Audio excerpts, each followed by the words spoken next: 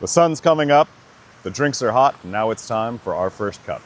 Today, Skeptic's rifle.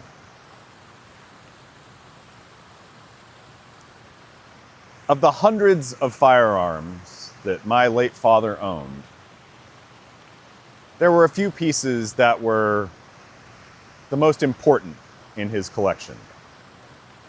One of these was a Carcano Model 38 rifle. In fact, this gun was so important, it was one of a few that he displayed openly in the home. It was on a rack in his bedroom. And this particular rifle, this particular model of rifle was important because it's the model of rifle that Lee Harvey Oswald used to assassinate President John F. Kennedy.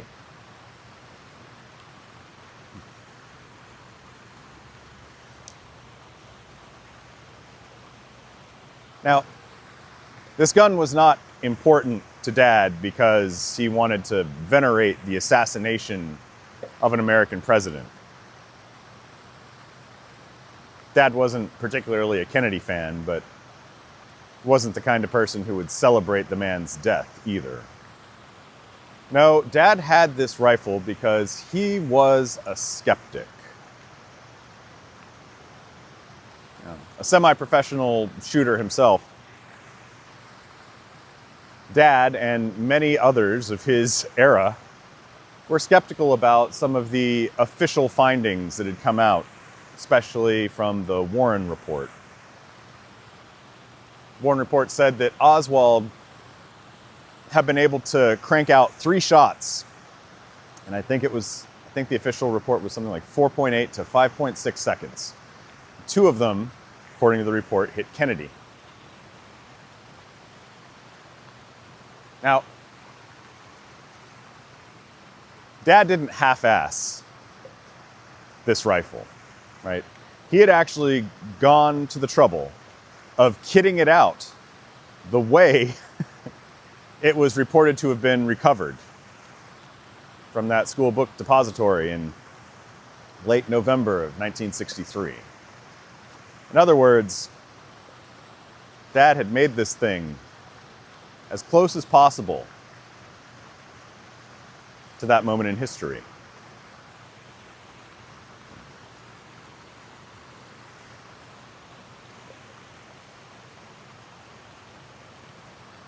And if you were around his home in late November, around the time of the anniversary of the assassination, there was a good chance he would take the rifle down, he would show you that it was unloaded,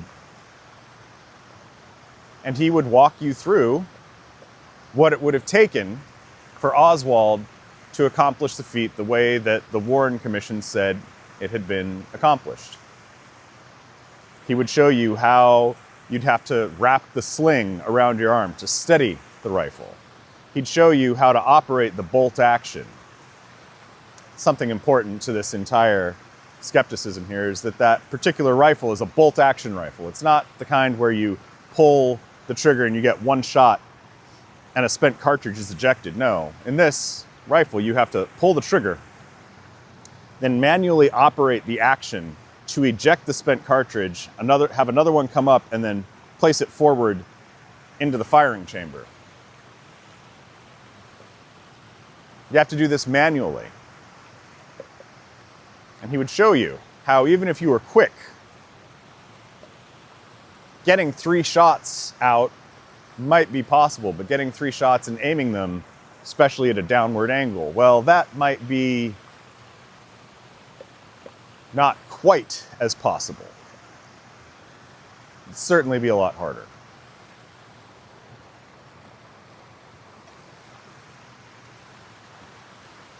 And if you're hearing this and saying, well, that doesn't sound like a big deal. Don't they have, ballistics and all that other nonsense? Can't they science their way through it? Remember, Kennedy was assassinated in '63. And gun culture was a lot more kind of pervasive. There were a lot more people who were familiar with rifles, firearms, generally back then, in the 60s.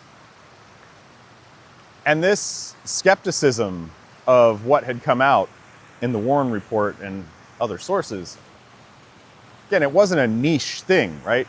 It was so widespread, in fact, that CBS even tried to do a recreation on the evening news for one of their reports in like 1967.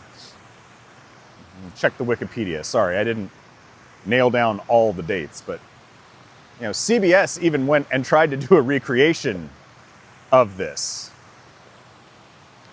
They had 10 or 11 marksmen of different types, and they all had the same. They all had their own Model 38 rifle.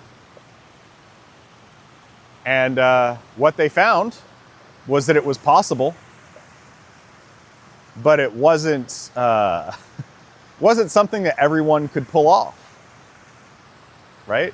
There were a number of different things that happened. The guns would jam, right? Some of the people who could pull off the marksmanship, well, they could do it, but it wouldn't take just 5.6 seconds or whatever.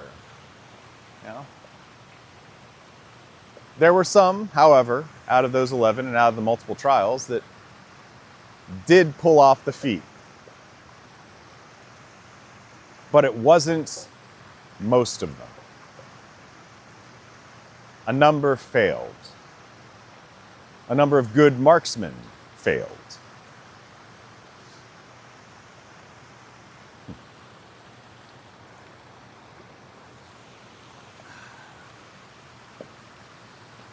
Back to my dad, though.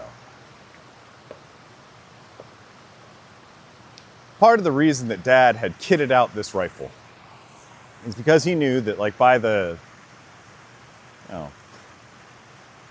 mid-90s, when I can really remember him starting to do this stuff in earnest, people weren't as familiar with guns, especially with older guns. The first time the Model 38 popped up in history was in the late 1800s. It was an old rifle, old model of rifle, right? And yet here was this moment in history where a definitive proclamation had been made about what had happened, who had done it, what they had done it with, and how it had all gone down.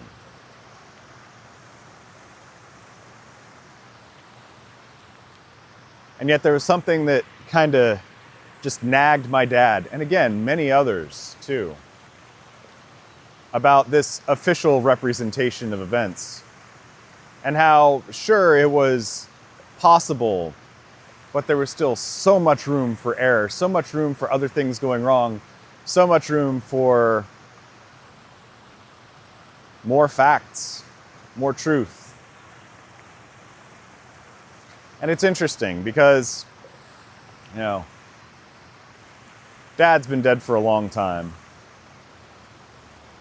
And we've just gotten, the final release of most of the rest of the papers related to the Kennedy assassination.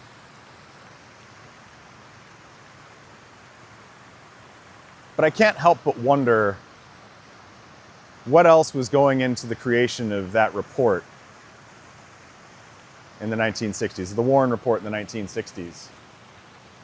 Because as someone who's done a lot of science, who even worked in forensic science for a while, there's a lot of things there that are very confirmation biasy. There's a lot of self-fulfilling prophecy in forensic science, and I use that term very loosely.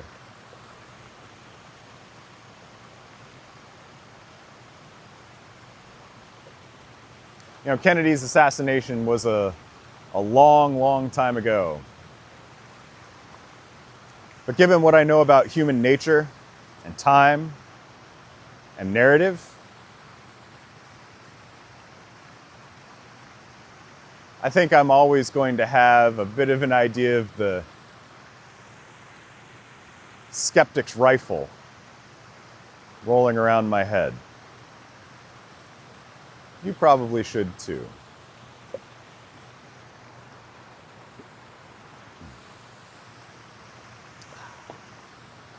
Please remember that no matter what you've heard or what I've said, death comes for us all, and a closed mouth never gets fed. Take care of yourselves. Aim true. We'll speak again soon.